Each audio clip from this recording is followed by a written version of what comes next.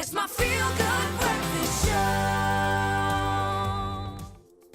Back. It's a Wednesday morning on your Feel Good Breakfast Show Expresso on SABC3. We're about to talk about something pretty cool right now with our parenting expert, Nikki Bush, the importance of developing family catchphrases. Did you guys have any of those at home? We had, my dad would always, when he was lying or telling a white lie, he would say hanya hanya at the end of the sentence. And then it took us a while to catch on what hanya hanya meant. Did you guys have one? My grandfather always used to say, a penny for your thoughts, or is it worth less? Oh. You know, when you were thinking, a penny for your thoughts, or is it worth less? You're like, wow, Gramps. All right, well, let's talk about that then. Let's find out from Nikki Bush about the importance of developing family catchphrases.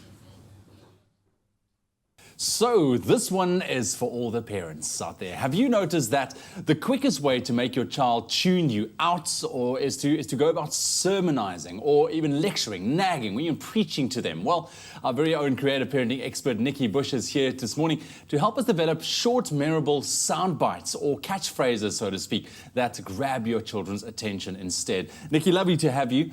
Thanks, Ewan. This is a big topic. I think moms and dads, do we fall in this trap? We do. And we both fall into the trap, but actually mums fall into the trap almost more regularly than dads because we tend to nag and we go on and on and on about the same thing. In fact, it was a dentist friend of mine who had brought up two amazing young men who said, you know, you mums, you get it wrong. And sorry, mums, for harping on the fact that we get it wrong. Well, this is coming from you. This is good. Okay, you told me your dad got it wrong earlier in our conversation. But yeah, he said, you know, you mums get it wrong. He said, you know, us dads, we don't have that many words to say. So we get the interesting stuff in first or the important stuff in up front, and then it doesn't matter. So you've got to capture your children's attention in the first 30 seconds, because he reckoned you got 30 seconds before your kids tune you out. And I think he's quite right. But also think about the fact that we live in this era of social media, where kids are getting used to being marketed to, and they're used to the short soundbite, you know, 140 characters on a screen. Yeah. So the Snapchat message, the little Facebook message, the WhatsApp message. Okay. Yeah. So, you know, they're quite used to these short, sharp messages. They quite like the short, sharp message. Information packed. Yes. So that's the direction I think that parents can really then take. But when you talk about catchphrases, what exactly do you mean?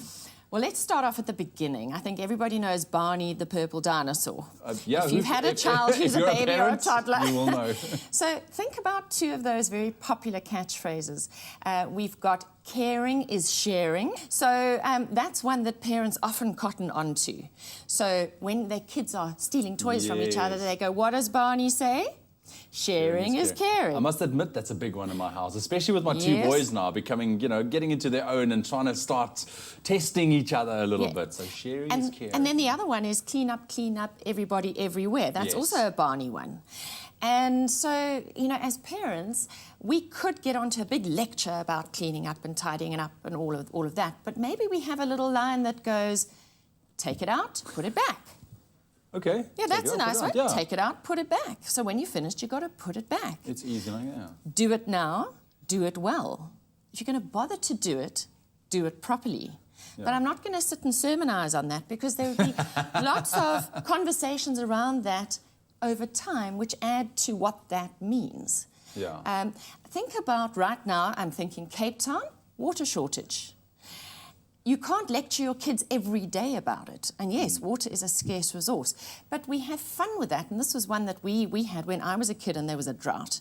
And it was that if it's yellow, let it mellow. If it's brown, wash it down or flush it down. We've seen that over the airwaves, the TV waves, everywhere. Exactly. So, you know, creating a little bit of fun in the soundbite takes away a bit of the sting and gets everybody's cooperation. And I think that's what we're trying to do, is get kids to cooperate without us nagging. That's the thing. All right. Well, thank goodness you were very informative. Otherwise, you would have lost me long ago.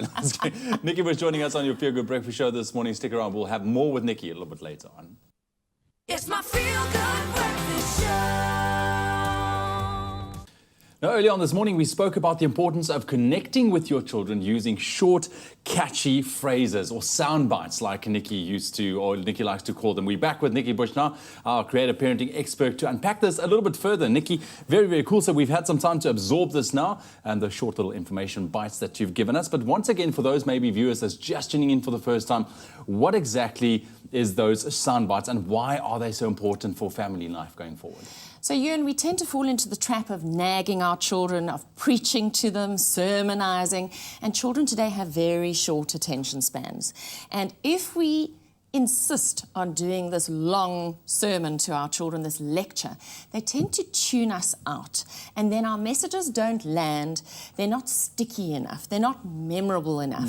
So we have to find ways to package what we're trying to say in short, sexy sound bites with as few words as possible so that they are memorable to our children. And one of the ones that I'm well known for is giving that social media technology safety framework of one mind, one body, one reputation.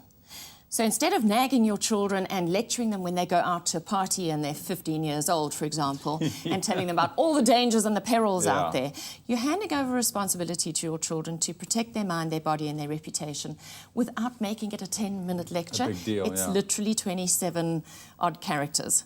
Exactly, and that'll also eliminate, I'm sure, that whole back and forth going and dragging it even out even more. Yeah, and empowering them, actually, at the end of the day, to carry it out for themselves. Absolutely. You got some more examples for us. You mentioned a couple of earlier nice yes. ones, sharing is caring, the common ones we do know, but you got some interesting ones there. So I put a message out on Facebook to see what other people were doing, other families were doing.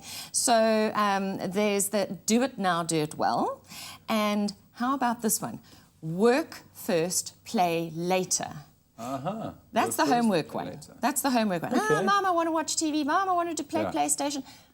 Work first, play later. And that becomes the mantra, that becomes the catchphrase. I like that. Yeah.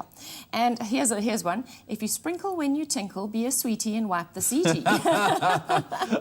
I'm sure there was a bathroom sign as well somewhere. Definitely a bathroom sign, yeah. And then here's another one. So this is with the chores, the family chores. So you've got a kid saying, I don't feel like packing the dishwasher. That's the job, Bob. Yeah. Very short and sweet. I'm not entertaining a conversation about this. That's the job, Bob. That's it. And somebody else is laying the table, somebody else is feeding the dogs. That's the job, Bob. Yeah. So, it's just to get away from that incessant the conflict. It's short and sweet. Yeah, and the children will know that once that is said, well, there's no really going back or going forward until it's done. So just in closing, Nikki, how can people go about developing their own kind of thing at home? What are some of the things that they should look at, or how should they approach these catchphrases? I think what parents will find is if they start listening to their own conversation, they've already got those catchphrases. They're sitting right there in front of you. So have a look at what you say most often to your children, because I think they're there. And also speak to friends. Find out what they are saying to their children. I often think to myself, when you see families getting along, have a look at what's working for them. And very often you will find they don't nag, they don't lecture, they don't sermonize. They have these short catchphrases, these sound bites that almost become part of the family brand. It works so beautifully because it takes away the conflict, takes away the back chat, and it helps you to maintain a level of authority in your home. I like it, short and sweet. That's the job, Bob. Done. Just like that. Nikki, thank you very much for joining us. I love that. So go out there and create those little sound bites, or just be aware of them, and I'm sure you'll find your way to a happier family within no time.